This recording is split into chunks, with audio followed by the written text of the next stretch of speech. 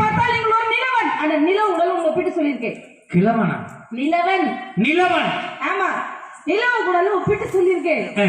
நீங்கள் கவி பாடல் திறனை பார்த்தால் நீங்கள் ஒரு புலவன். புலவன். கவிஞர் கண்ணதாசன் உடல் ஒப்பிட்டு சொல்லியிருக்கேன். நீங்கள் தமிழ் சொற்களை நடுத்திறனை பார்த்தால் நீங்கள் ஒரு உழவன். உழவன். மொத்தத்தில் மேக்கப்பை போட்டாத ஒரு கிழவன்.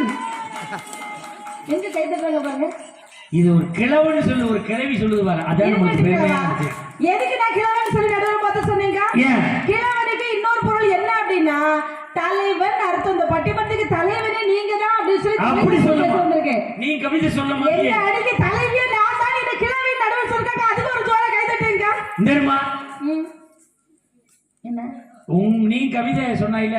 ஆமா, நான் ஒரு கவிதை சொல்லவா? சொல்லிருங்களேன். எங்க ஊர்ல ஒருத்தன்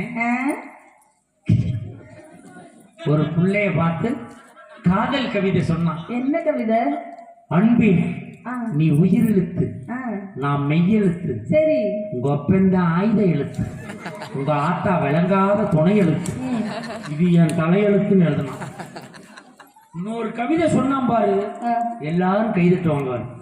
அன்பே நான் உன்னை இன்முகத்தோடு தானே பார்த்தேன், நீ ஏன் எழுத்து விட்டு சமூகத்தோடு ஓடி போயிட்டாய். எப்படி நம்ம கவிதை இப்படி 12 கவிதை வச்சிருக்கேன். உங்க கவிதையில நான் நடுராத்திரி 12 மணிக்கு தீய கொளுத்து நடுவர்கள். நான் கடைசியா ஒரே ஒரு கவிதை உங்க வாழ்த்து சொல்லிட்டு அப்படியே போய் உட்கார்ந்து நினைக்கிறேன்.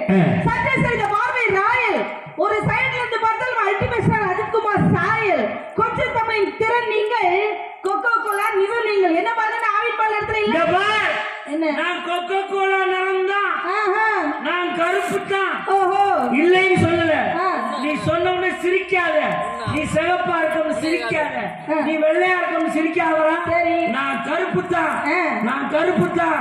என் கருப்பு உன் தலைக்கு மேல இருக்கு, உன் வெள்ளை என் காலுக்கு கீழே இருக்கு. தெரிஞ்சுக்க, வண்ணங்களில் இல்லை வாழ்க்கை, அவரவர் எண்ணங்களில் தான் வாழ்க்கை சிறப்பா. ஆமா, வாழ்க்கை சிறப்பாயிட்டு பாத்தீங்களா நடுவர் அவர்களே. ஆனா இவ்வளவு நேரம் இந்த பெண்கள் எல்லாம் வெயிட் பண்ணிருக்காங்கன்னா எதுக்காக நினைக்கிறீங்க? காசை கொடுத்துட்டாங்க. அதெல்லாம் ஒண்ணும் கிடையாது. கன்னியாகுமரியில இருந்து அனிதாங்கிற சின்ன பொண்ணு எப்ப மேடையில வந்து தாரமே பேச வருவான்னு காத்துக்கிட்டு இருக்காங்க. ஜோர கை தட்டுங்க பார்க்கலாம். இத்த தண்டி சின்ன பொண்ணு இங்க வந்தா வாங்க.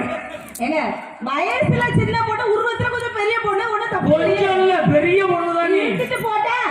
நடுவர் அவர்களே, என்ன மாதிரி வெயிட்டான பேச்சாளர்கள் கூட்டிட்டு வாங்க தானே நீங்க ஊர்ல கேட்டிருப்பீங்கக்கா. நல்ல வெயிட்டான பேச்சாளர் கூட்டிட்டு வாங்க கேட்டிருப்பீங்க. இந்த வெயிட் போதுங்களா உங்களுக்கு? அந்த அக்கா போதும் போதும் நடுவர் அவர்களே.